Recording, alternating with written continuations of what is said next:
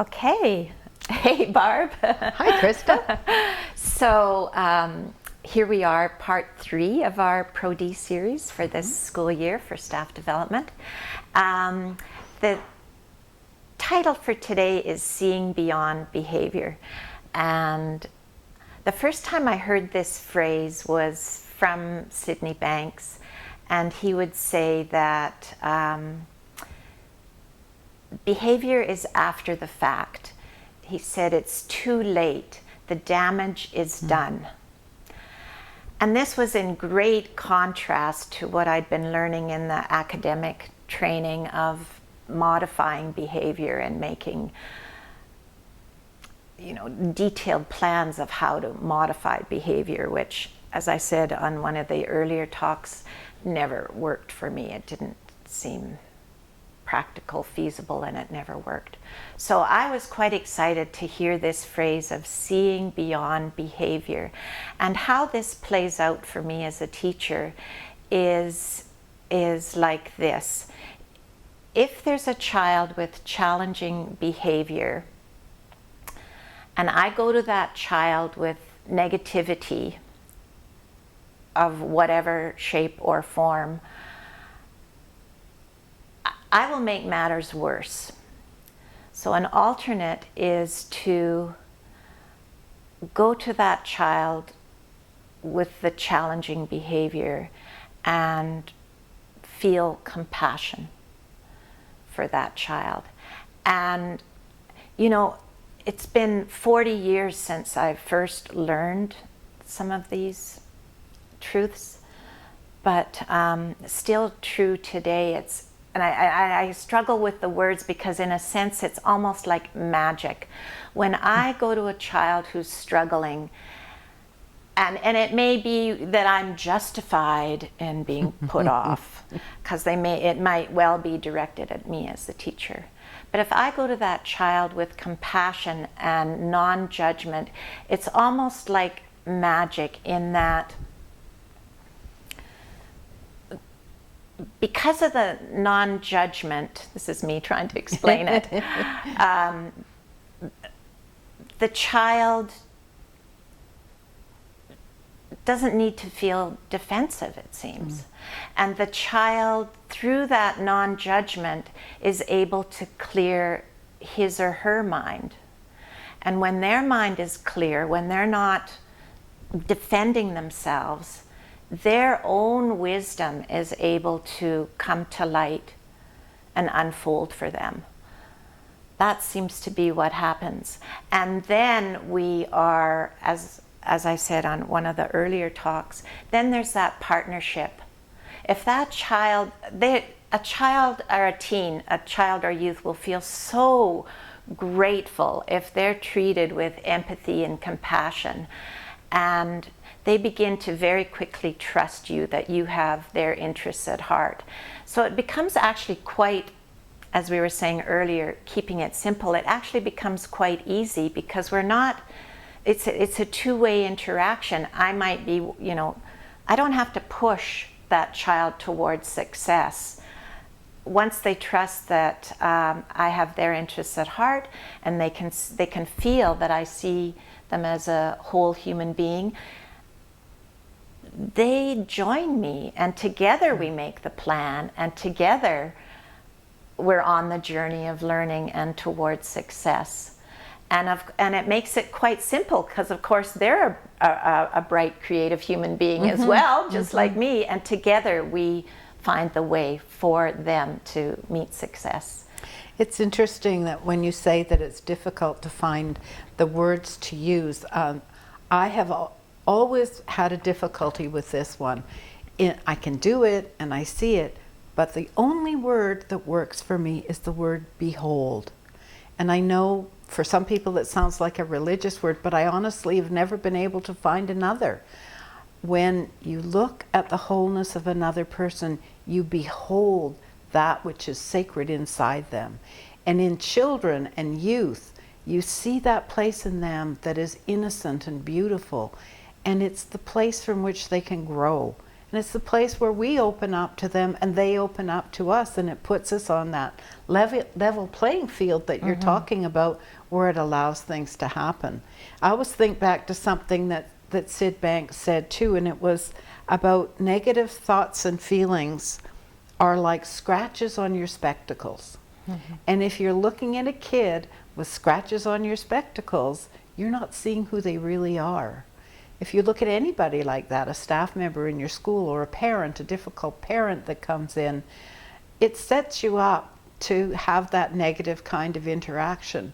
But if you can find in yourself a place where you see them in their wholeness, and here's that word again, behold who they are, then it changes everything. It changes the feeling, and it opens a door, and it takes everyone to a new place of relating.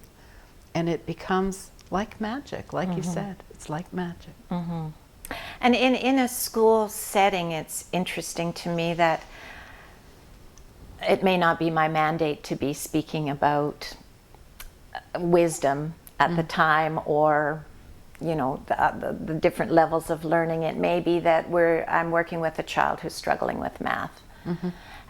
It's that feeling that helps their wisdom come to light. And I find that I did find opportunities and would take opportunities to sometimes give them that little bit extra. And if you can share with a child, one of my favorite quotes out of Sydney Banks' Missing Link is about thought being like the rudder of a ship, and it guides you.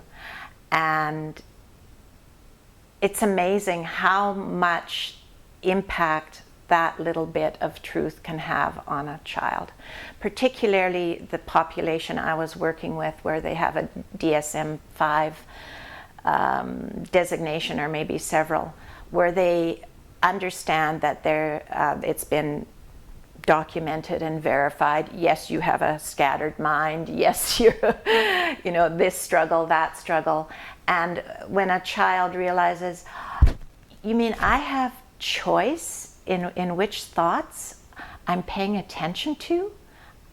No one's ever told me this. I would love to not lose my iPhone and my iPad and the keys to the car. I'd love to be successful with my courses and so on. You mean I have a choice?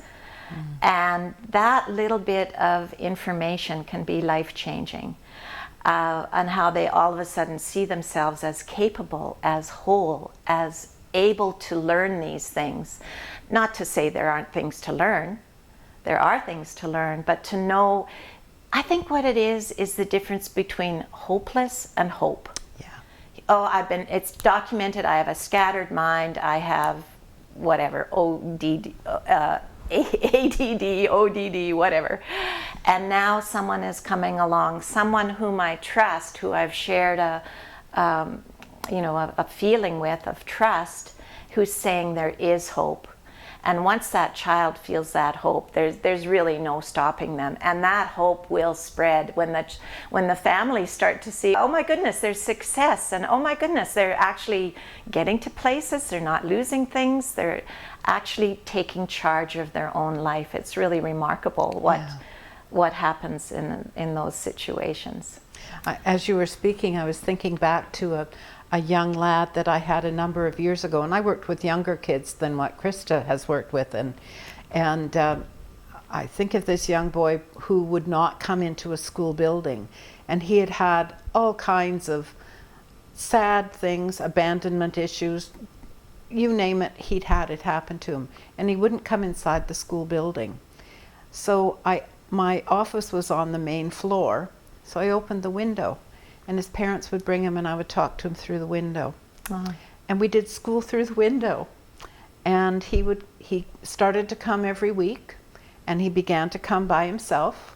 He was maybe 8 or 9 at that time. And what I noticed about him was that he could run like a deer. And I'd seen him swimming, and he could swim like an otter. So those were the things I talked to him about, because that was his passion. He could do it with ease, and I knew that's where he was in his comfort zone. So I went to where he was at, and that would be what we'd talk about. So I talked to him a bit about maybe he'd like to borrow a book from the library. So I got books of his interest. check them out through the school, my office window. And then eventually, after a number of months, he came inside and he walked into the office and he said, "My body tells me when I am safe and I can be safe here." And that changed everything. Yeah. And up till then, he'd had every diagnosis in the book, but because he felt that level of trust, we didn't talk about it. I didn't talk about him coming inside the door. We just went to that place where there was the mutual sharing and the love between us, and it opened a door for him. And he found a new world. And it was really quite a journey after that that we shared together. So. What strikes me about that, Barb, is your acceptance of where that child was at. It's like, there's nothing to fix. We don't need to change you. I accept you for you where you're at now. And again, it's amazing what that does for someone when they're accepted in the moment and they can just feel at ease and feel safe, like you say. That's really beautiful. Yeah. I know it's all in innocence that people, you know, have done the behavior modification or tackling behavior. I mean, that's what's visible mostly. Yeah. And people are innocent and really do want to help youth. But I think we're really onto something with looking past behavior and seeing the dreams for these young people come true. Not it just in a way of, oh, I feel good, isn't that great, but my math scores still suck. No, in an authentic way that everybody can be pleased about. They feel good, yet they're also successful and on their way to being independent. Yeah. And I think the whole, to sum it all up, is that there are no throwaway people. And that inside everybody is this wonderful place of wholeness. And the more that we in schools can go to that place ourselves and see that in others, we draw it out of them. Yeah. Which makes me think of how Sid would often say, you can only build people up. And I think that's a tremendous honor to be a teacher and be able to build someone up. So thank you for joining us, and I think you'll enjoy part 3 of the Sydney Banks Long Beach lectures. Thank you. Thank you.